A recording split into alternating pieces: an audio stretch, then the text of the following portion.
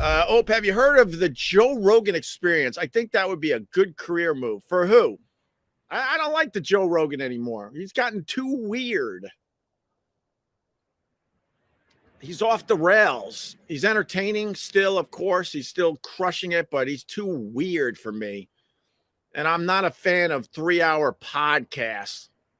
That was the original reason why I tapped out of Joe Rogan. I'm like, his episodes were piling up, and I'm like, this one's 3.5 hours. This is 2.5. I can't.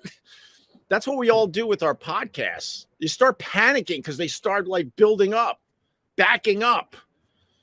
So that was the original reason why I tapped out of the Joe Rogan podcast. I just didn't have time to invest in 3-hour podcasts all day long. You were on his podcast, and he's probably the only person from the old days that hasn't taken shots at you, constantly crediting Opie and Anthony for his podcast and saying absolutely nothing negative about you publicly.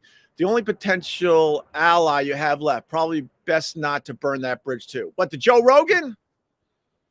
The Joe Rogan. I mean, I appreciate that he still credits me and Anthony for getting his whole thing going back in the day, but there was a time, I'm not going to lie, I really needed him when I was reinventing myself and starting my podcast, and I thought it would be a no-brainer to get him on really quickly. And that's when I was producing the podcast. It was well produced. I was getting really big guests still. Think Bob Saget, think Ron White, think Robert O'Neill, think some of the guys from Impractical Jokers. I was getting a lot of real people on my podcast. Now, if I try to get an A-lister, they're just going to laugh at me. I understand that. And I thought it was a no-brainer to get Joe Rogan on because I really needed him finally. I needed a little break. And he blew me off. So I'm fucking really still pissed off at that.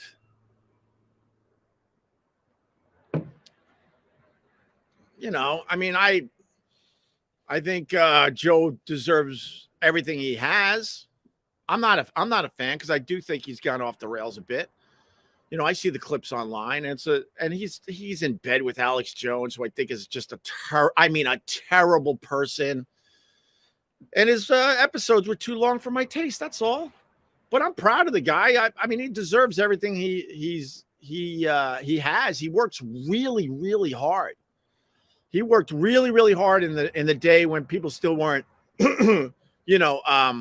listening to his podcast. But he worked really, really hard at it, and it popped. So good for him. He deserves every dollar he's getting from Spotify.